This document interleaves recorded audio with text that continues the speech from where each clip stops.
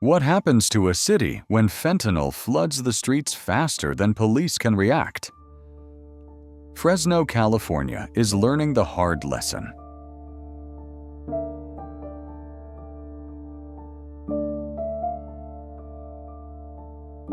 Once celebrated for its fertile farmlands and blue-collar grit, Fresno now faces a crisis few outsiders mention, yet everyone here witnesses daily.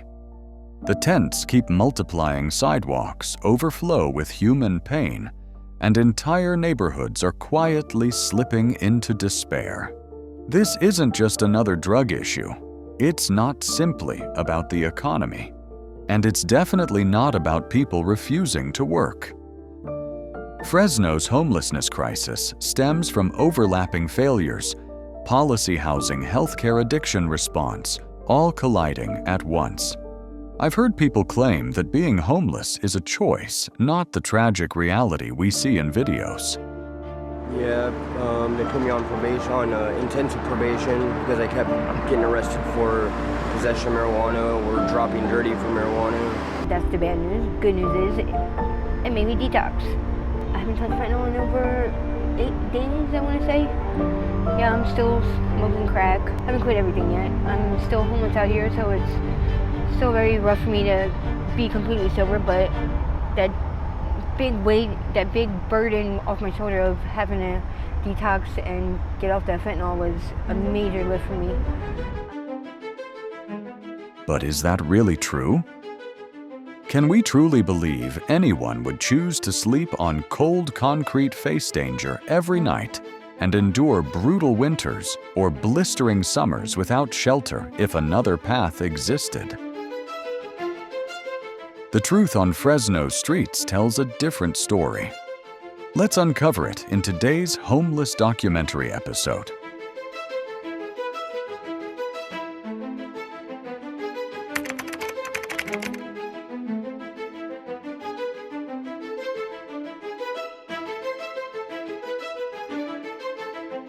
What would you do if your hometown slowly turned into an outdoor shelter? That's the question Fresno, California can no longer ignore. Once celebrated as the agricultural heart of the Central Valley, Fresno is now being consumed by a homelessness crisis that has outgrown public resources, political resolve, and community endurance. According to the 2024 point-in-time PIT count, more than 4,300 people in Fresno County face homelessness on any given night, up 33% from last year, and over twice the total from just 5 years ago.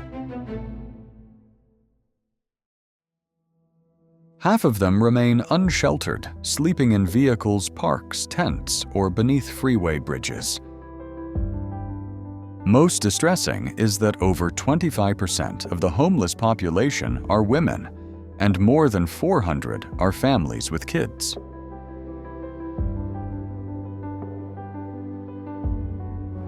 That they would have us out of here by the 9th, and we are still here.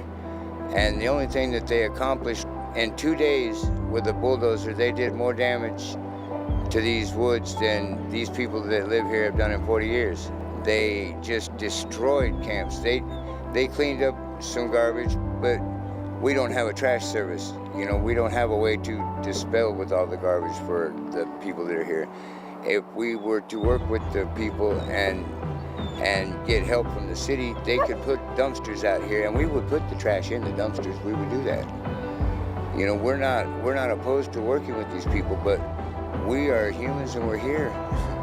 And we don't have anywhere to go, man, so this is a good spot for us.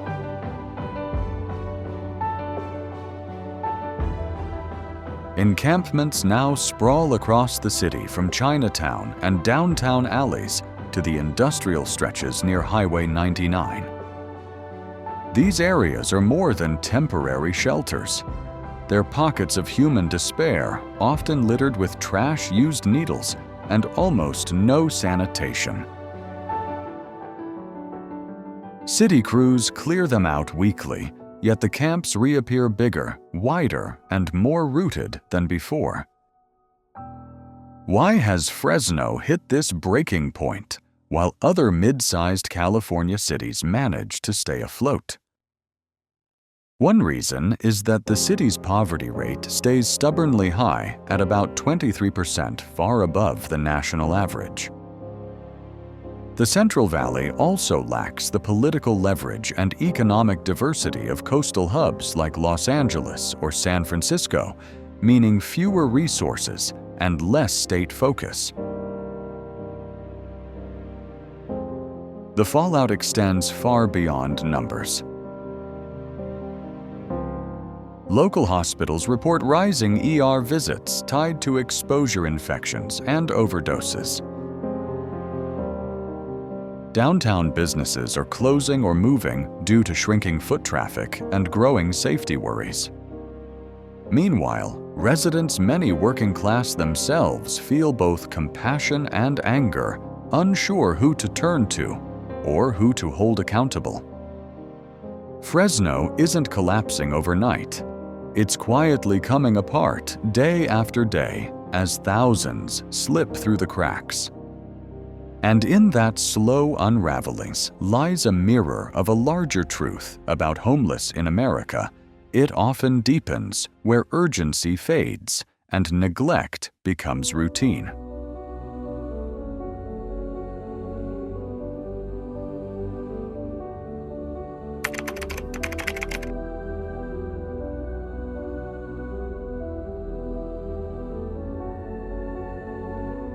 How did two synthetic drugs come to reshape the very foundation of an entire city? In Fresno, fentanyl and methamphetamine have evolved beyond being mere drug issues. They've become entrenched social forces, destabilizing housing, mental health systems, public safety, and even urban planning. To be clear, this discussion is for educational purposes only, never to encourage anyone to use such substances. To grasp the magnitude of the crisis, we must first look at accessibility. According to the Fresno County Department of Behavioral Health, meth-related arrests skyrocketed by 250% between 2017 and 2023. Meanwhile, fentanyl, cheaper and more powerful, has swiftly overtaken heroin and prescription opioids on local streets. Law enforcement in Fresno seized more than 36,000 fake fentanyl pills in 2023. Alone, a stunning jump from fewer than 2,000 just 3 years earlier. These drugs are frequently mixed into other substances or disguised entirely, creating an atmosphere of danger and mistrust even among users. But the real emergency isn't limited to the drug market. It's how these substances are sabotaging recovery systems and stability efforts. Methamphetamine, notorious for its severe neurological impact, triggers paranoia, sleeplessness, and unpredictable behavior. For housing first initiatives and shelters, this becomes a major hurdle. People under meth's influence often can't safely share space or follow essential service rules. Meanwhile, fentanyl's extreme physical addiction drives many to chase the drug above food housing or health collapsing case plans and long-term support goals.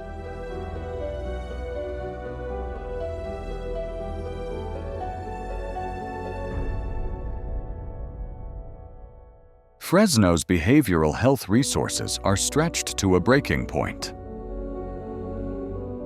By 2024, fewer than 30 detox beds exist across the entire county at any time. The ratio of certified addiction counselors to people with substance use disorders is about 1 for every 145, far below what public health experts deem adequate. Waiting lists for residential treatment programs often last weeks or even months, leaving outreach teams with little recourse.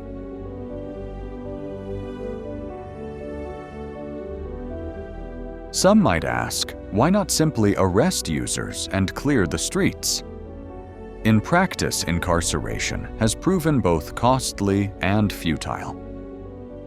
Fresno County jails are already overwhelmed, and short jail terms fail to address the root cause addiction itself. Moreover, California's Proposition 47 reclassified drug possession as a misdemeanor, limiting courts' power to mandate treatment through sentencing. As a result, the city remains trapped in a vicious cycle. Addiction blocks access to care, and inadequate care fuels deeper addiction. Through it all, homeless encampments continue to spread as people fall further outside structured systems of aid. To outside observers, this may look like yet another bleak chapter in the saga of homeless in America. But for Fresno, it represents a structural breakdown disguised as a public health failure, one demanding far more than cleanup crews and token rehab beds.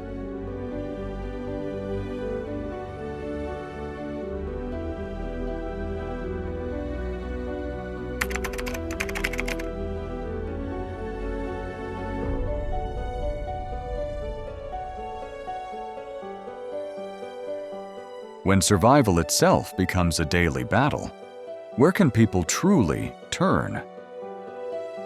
In theory, social services are meant to answer that call, providing shelter, food, healthcare, and counseling to those in need. But in Fresno, that framework is collapsing under strain, quietly abandoning thousands. Fresno County's Department of Social Services manages a web of essential programs, emergency shelters, behavioral health care, food aid CalFresh, and general relief. Yet the demand for these programs has far outstripped their capacity. In 2024, more than 9,000 individuals sought emergency housing, but fewer than 1,300 beds exist citywide on any given night. That includes spaces run by nonprofits like Poverello House and the Fresno Rescue Mission, which often fill up, turning people away night after night. Worse still, many support agencies operate on a first-come, first-served basis with long wait lists and rigid hours. For those living in cars or tents, arriving at 8 a.m. with ID paperwork and proof of income is often impossible. This creates a system that unintentionally shuts out the very people it aims to support. Mental health care is equally strained. Fresno County's Behavioral Health Division runs only a few crisis units and limited inpatient facilities. Caseworkers are overloaded, juggling 50-70 clients each, well beyond best practice. For someone battling untreated schizophrenia or PTSD, that means help may take weeks or never come at all. Even food security is increasingly fragile. The Fresno Food Bank reports over 280,000 county residents now facing hunger. Lines at mobile pantries have doubled since early 2023. Meanwhile, inflation and budget cuts are forcing nonprofits to scale back. For people on the streets, a hot meal can mean walking miles or waiting hours for a bag of canned goods. All of this poses a harsh question. Are social services built to end homelessness or merely contain it? When resources are scarce and systems disjointed, people slip through cracks not from neglect, but from being deprioritized. The bigger picture mirrors the ongoing crisis of homeless in America, where safety nets exist on paper, yet barely hold together in practice. In Fresno, the distance between need and delivery is no longer a crack, it's a canyon.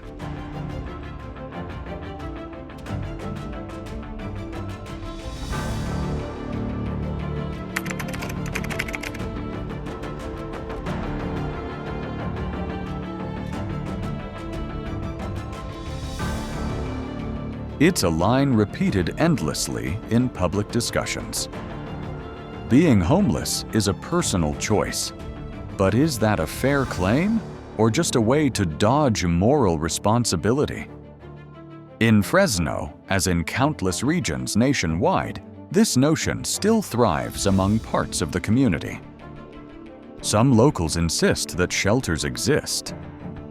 Jobs are open and people stay unhoused simply because they refuse assistance. Yet this idea quickly falls apart under closer examination. According to a 2024 report from the Fresno Madera Continuum of Care, more than 68% of unsheltered people said they had sought housing help in the past year, but were denied due to overcrowding eligibility rules or endless delays. Many had attempted to enter treatment or reunite with loved ones, only to be stopped by bureaucracy, lack of transit, or missing identification. To be fair, I admit that a few individuals do take advantage of their homeless status to obtain free goods, whether that's daily essentials or, sadly, substances feeding addiction. That truth cannot be ignored. However, using that small group to judge the many only worsens our collective apathy. It also matters who we're talking about. Veterans, elders, single mothers, people with disabilities. These aren't individuals rejecting aid out of arrogance or idleness. They are human beings lost in a maze of bureaucracy while coping with trauma, mental illness, or substance struggles. To call that a choice is to dismiss their relentless fight to survive. Even steady work doesn't guarantee escape from homelessness. Fresno's thriving agricultural sector depends on temporary labor, which pays little and lacks any security. A full-time farm worker earning $16 an hour still can't cover the $1,400 rent for a modest one-bedroom unit. What kind of choice is that when the math simply doesn't work? So we must ask, is it truly a choice when every door is locked? Or have we just chosen not to see the obstacles? Labeling people as choosing homelessness excuses the system and erases their genuine stories of pain and perseverance. Across the broader landscape of homeless in America, this myth isn't just false, it's harmful. It diverts blame from broken institutions and onto those already enduring the hardest battles. In Fresno, that misplaced blame has long served as armor against accountability, and it's time we put it down.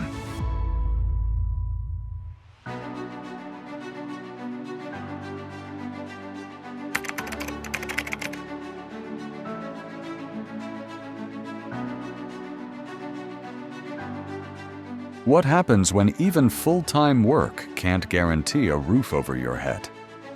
In Fresno, that question isn't theoretical. It's the everyday reality for thousands of families, workers, and seniors discovering that housing is no longer a right, but a privilege they simply can't afford. Over the past 7 years, Fresno has seen a dramatic transformation. Once recognized for its relatively low living costs, the city has faced a 62% surge in median rent, for one-bedroom apartments jumping from $860 in 2017 to more than $1,400 in 2024. Meanwhile, wages for working-class residents have stayed mostly stagnant. Though the minimum wage in California now stands at $16 per hour, it falls far short of what's needed to comfortably cover rent in today's market. According to the National Low-Income Housing Coalition, a Fresno household must earn at least $27 an hour to afford a modest two-bedroom unit without being rent-burdened. For farm workers, gig workers, and many single-income families, that target remains unattainable. Even those with steady jobs are just one missed paycheck or emergency bill away from losing their homes. At the same time, Fresno faces a deficit of over 35,000 affordable rental units, while new developments often cater to market rate or luxury tenants. Community pushback, zoning restrictions, and construction delays routinely hinder affordable housing efforts. The outcome is a choke point where demand continues to climb, but supply remains painfully limited. Worsening matters, a growing number of homes are being purchased by out-of-state investors or turned into short-term rentals, further shrinking the stock of stable housing. This trend not only inflates prices, but also displaces local residents who can't compete with corporate cash buyers or vacation demand. So the question remains, is this still a housing market, or has it become a struggle for survival? For many in Fresno, the answer couldn't be clearer. And within the broader narrative of homeless in America, the absence of affordable housing isn't merely a policy failure, it's the root of the crisis itself.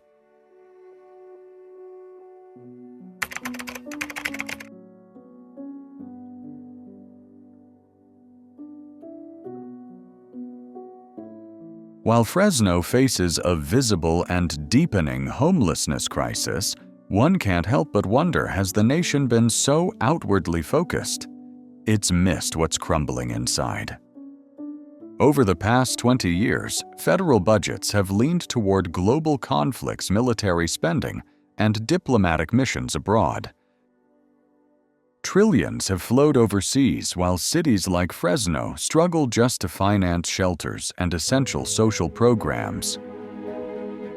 From 2001 to 2021, the U.S. poured over $8 trillion into post-9/11 wars, according to Brown University's Costs of War project. Meanwhile, throughout that same span, homelessness across California kept rising, driven by housing scarcity, stagnant incomes, and neglected mental health systems. In Fresno City, leaders have made efforts funding shelters, proposing new beds, expanding outreach, but these responses feel like patches on a collapsing roof without strong federal support. Yes, there have been HUD grants, pandemic relief funds, and a few state-level initiatives. But those measures are often short-lived, tangled in red tape, and vastly outmatched by the size of the crisis. Where is the Marshall Plan for housing? Where's the urgency to rebuild our communities, like we rebuild nations abroad? Meanwhile, public attention keeps getting diverted. National headlines chase border conflicts, foreign threats, and political spectacle, while the reality that 653,000 Americans are homeless today barely breaks through. Conclusion. Fresno's homelessness emergency isn't a local failure, it's a national alarm. The tents, the fentanyl, the overcrowded shelters, the spiking rents. They're the symptoms of a deeper American breakdown. A failure to put people before profit. A failure to uphold housing as a human right. A failure to see that compassion without policy is sentiment, and policy without urgency is bureaucracy.